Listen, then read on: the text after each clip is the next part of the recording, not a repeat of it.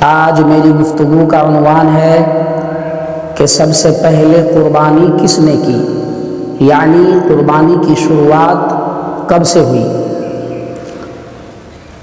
تو دیکھیے، سب سے پہلے جو قربانی کی شروعات ہوئی ہے وہ حضرت ابراہیم علیہ السلام دی تھی۔ تو حضرت ابراہیم علیہ السلام اور سیدنا حضرت اسماعیل علیہ السلام کی قربانی اطاعت خدا بندی کا ایک یادگار ہے۔ اب سے تقریباً 5500 سال پہلے اللہ کے پیارے بندے اور پیغمبر سیدنا حضرت ابراہیم علیہ السلام نے ایک خواب دیکھا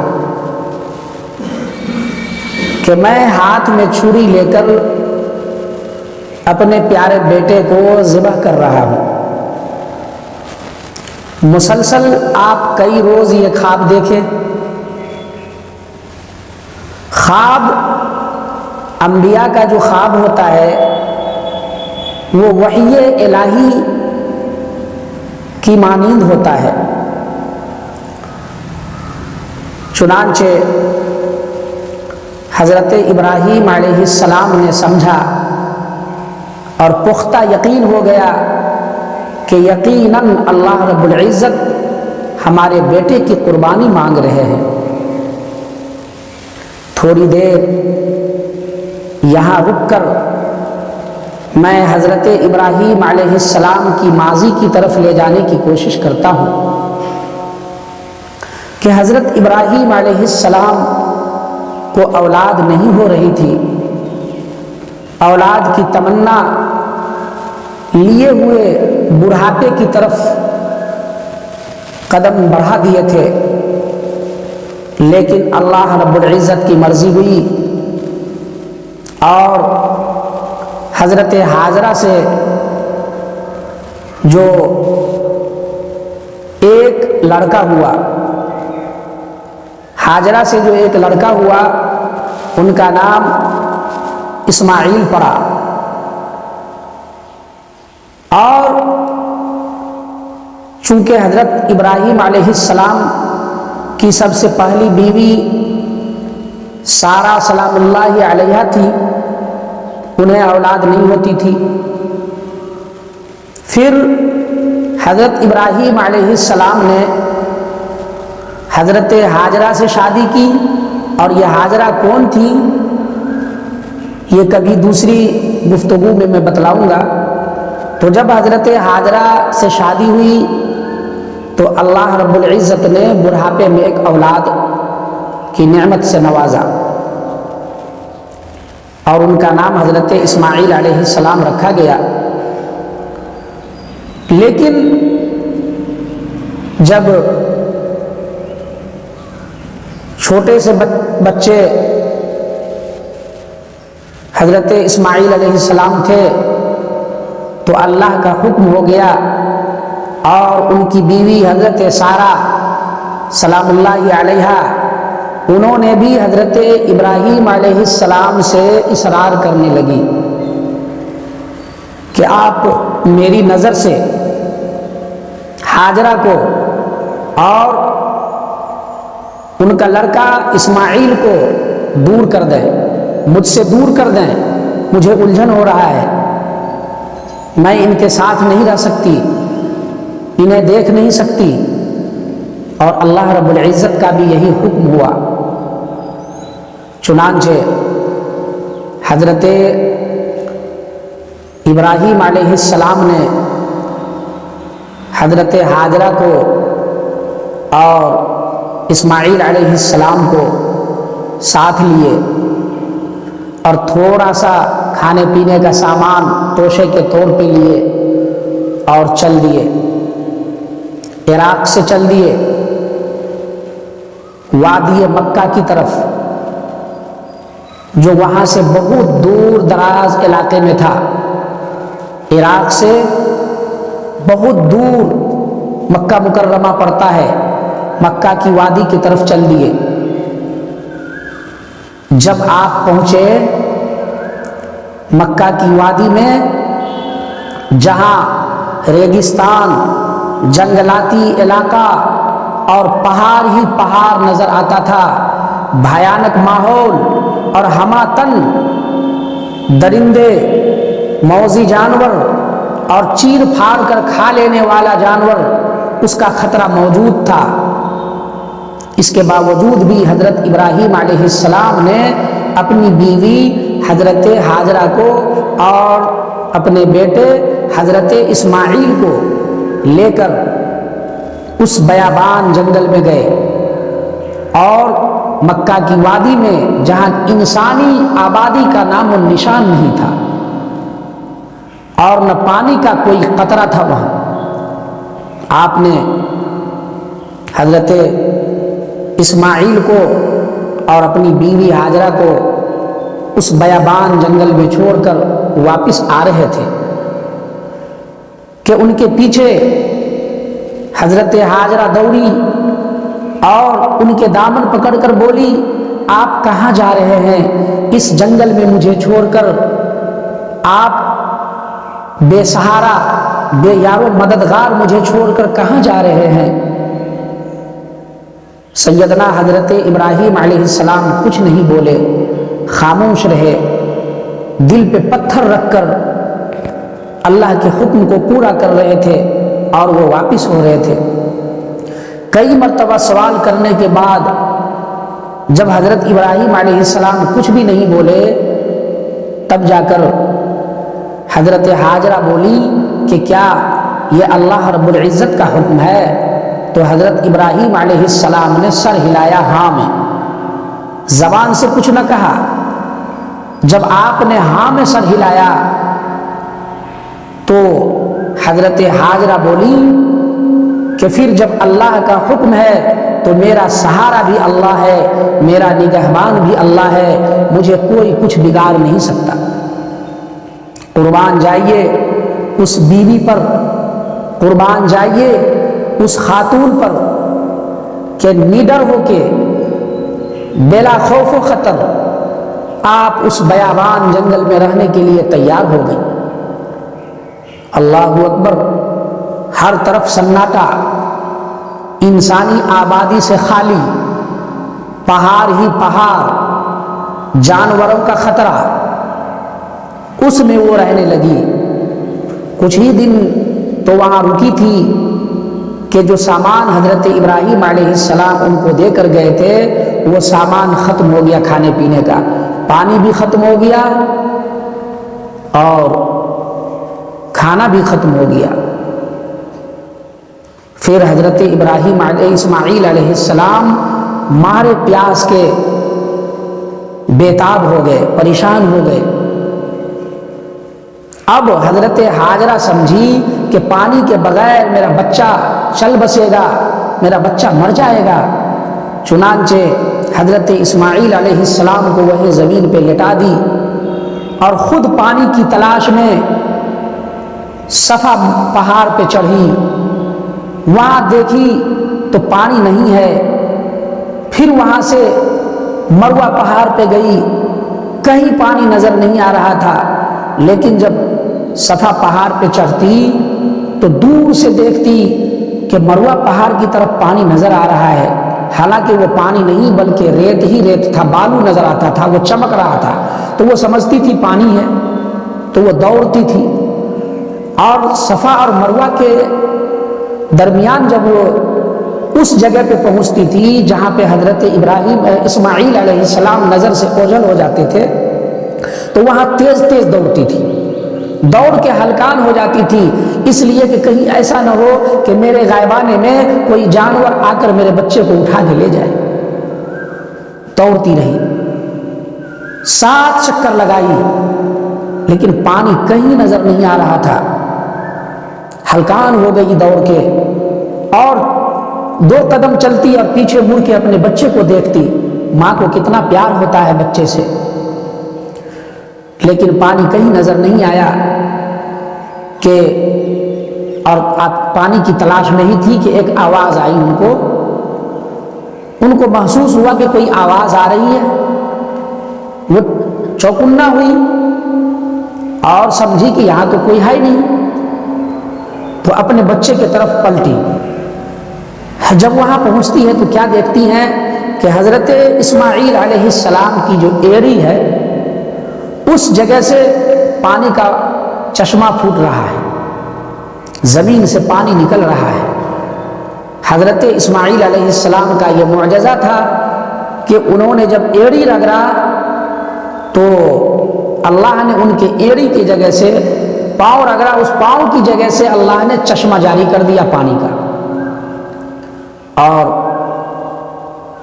پھر جو ہے جب حضرت ہاجرہ آئی تو دیکھ کر شکر خدا بندی بجا لائی اور فوراً سجدے میں گری، اپنے بچے کو گود میں اٹھائی اور فوراً اس جو ہے پانی کو جگہ جگہ سے پتھر لا کر، یہ جگہ جگہ سے پتھر لا کر جگہ جگہ سے مٹی، یعنی جو پانی رک سکے اس طرح سے آپ نے چاروں طرف باؤنڈری کی تاکہ پانی ادھر ادھر بھاگ نہ جائے، پھیل نہ جائے۔ اللہ اکبر۔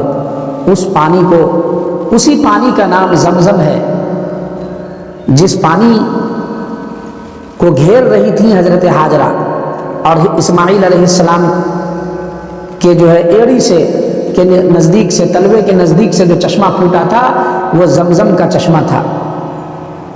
آج تک وہ پانی موجود ہے، جو حجاج کرام حج کرنے جاتے ہیں تو وہاں سے پانی تحفے کے طور پہ لاتے ہیں، اس میں شفا بھی ہے اور غذائیت بھی ہے۔ تو رہنے لگی۔ اب کیا تھا، جب پانی کا چشمہ جاری ہوا کچھ دنوں بعد قبیلہ جرہم کے کچھ لوگ اونٹ لے کر آئے۔ ایک بڑا واقعہ ہے، میں مختصر کرتا ہوں کہ پھر وہ وہاں رہنے لگی۔ انسانی آبادی بھی دھیرے دھیرے پانی کو دیکھ کر وہ قبیلے جرہم والے آ کے آباد ہو گئے۔ تو چونکہ آئے تھے وہ پہلے زمانے میں دور دور تک پانی نظر نہیں آتا تھا، تو چڑیا کو منڈلاتے ہوئے دیکھا تو ان لوگوں نے گیس کیا کہ وہاں پانی ہوگا۔ تو قبیلہ جرہم والے اپنے جانوروں کو، اپنے اونٹوں کو لے کر آئے تو دیکھا پانی ہے، ان سے اجازت چاہی اور پھر وہ پانی کو پلانے لگے۔ پھر وہ لوگ وہیں آباد ہو گئے اور اس پانی کا جو معاوضہ تھا وہ حضرت ہاجرہ کو دیتے رہے، اسی سے ان کا چولہا جلتا تھا، گھر چلتا تھا۔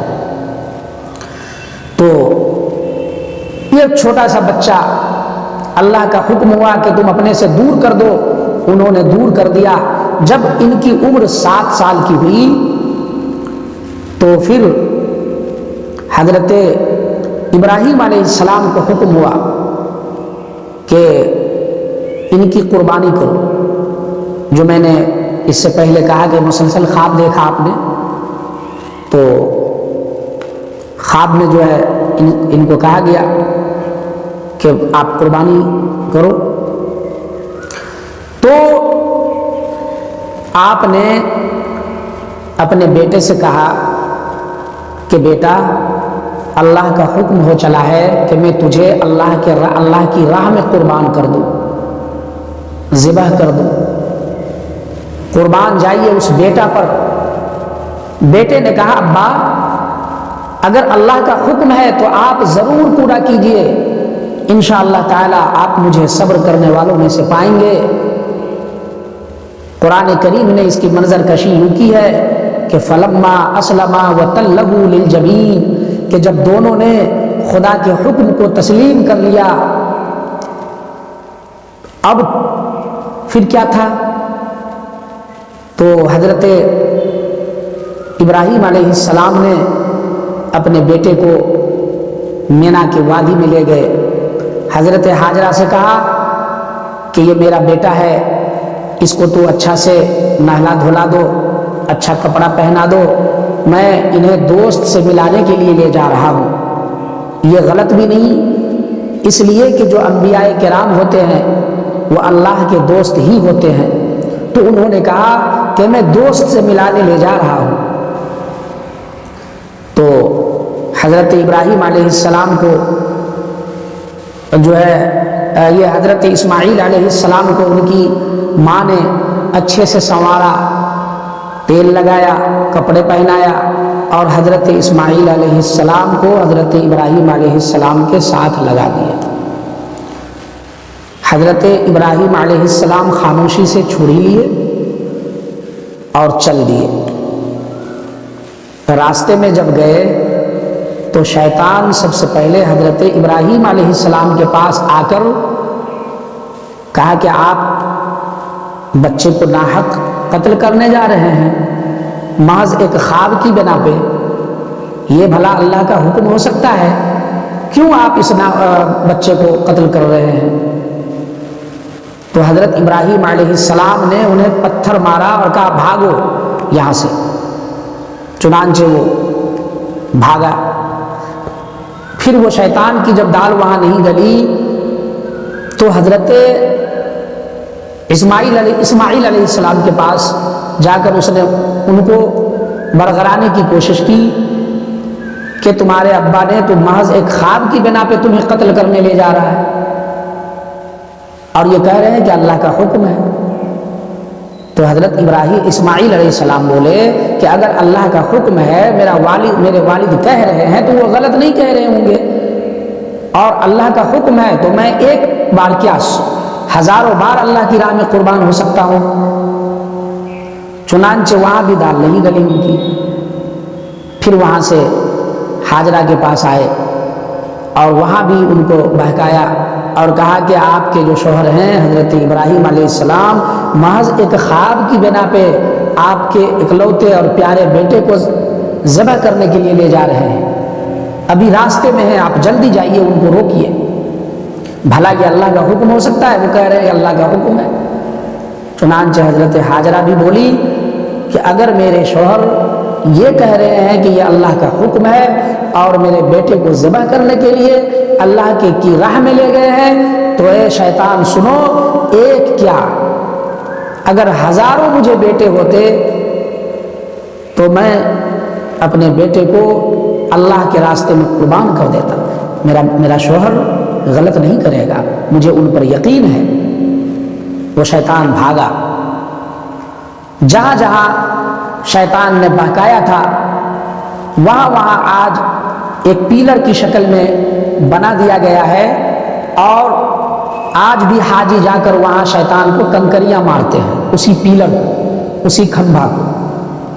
اور جس جگہ حضرت ہاجرہ دوڑی تھی، چکر لگائی تھی پانی کی تلاش میں صفا مروہ پہ، اس جگہ سارے حاجیوں کو جا کر سعی کرنا ہوتا ہے وہاں، اور اللہ نے تمام حاجیوں کے لیے یہ ضروری قرار دیا۔ اللہ اکبر۔ پھر حضرت اسماعیل علیہ السلام کو لے گئے اور مینا کی وادی میں لٹا دیے۔ لٹانے سے پہلے دونوں باپ بیٹے میں کچھ گفتگو ہوئی۔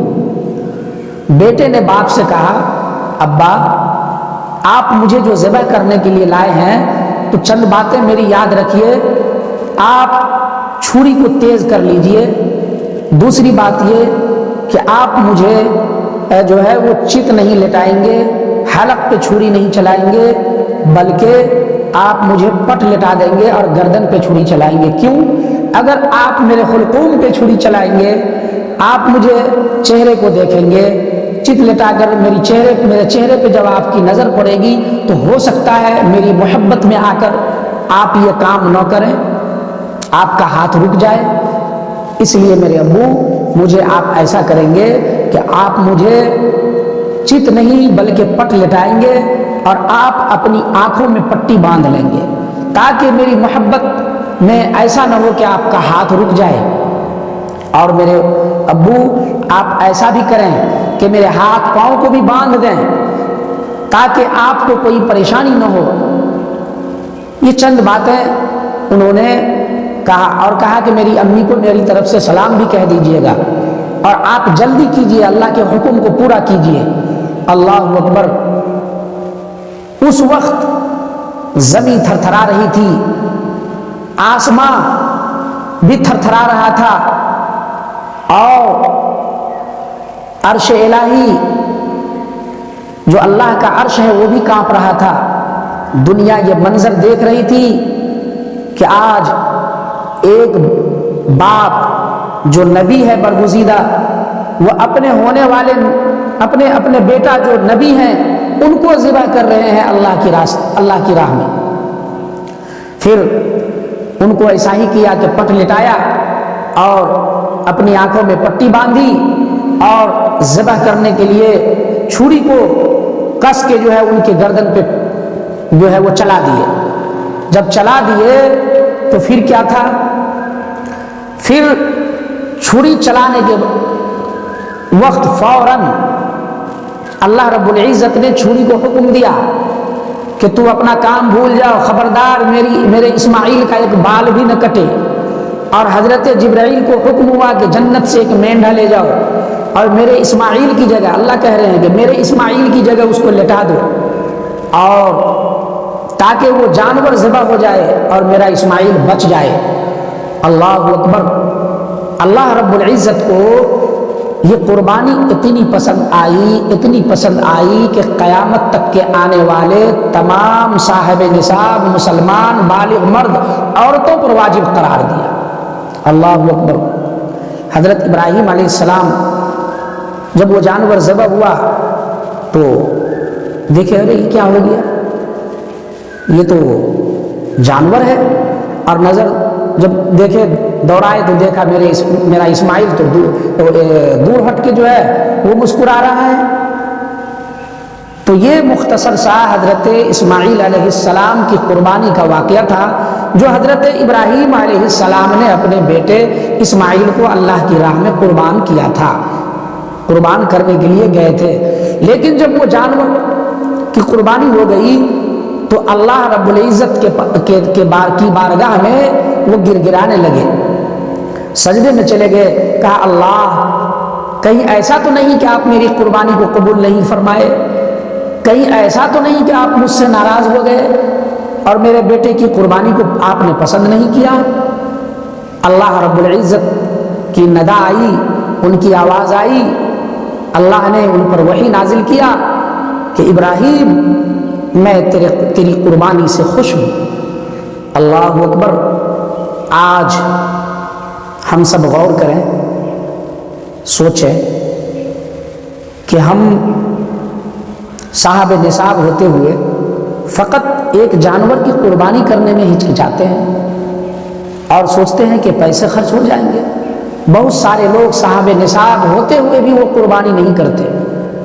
قربانی ہم سب کو کرنی چاہیے، اس سے اللہ رب العزت خوش ہوتے ہیں، مال میں برکت ہوتی ہے، اور یہ قربانی سنت ابراہیمی بھی ہے اور سنت محمد الرسول اللہ صلی اللہ علیہ وسلم بھی ہے. اس لیے اس کو کرنا چاہیے. اللہ تعالی ہم سب کو قربانی کرنے کی توفیق عطا فرمائے. آمین یا رب العالمین. وما علینا الا البلاغ.